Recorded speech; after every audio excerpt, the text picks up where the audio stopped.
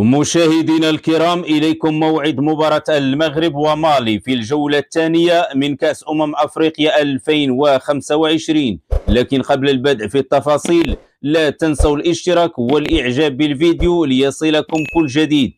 يحتل منتخب المغرب المركز الأول في المجموعة الأولى برصيد 3 نقاط، ومالي وزامبيا بنقطة واحدة.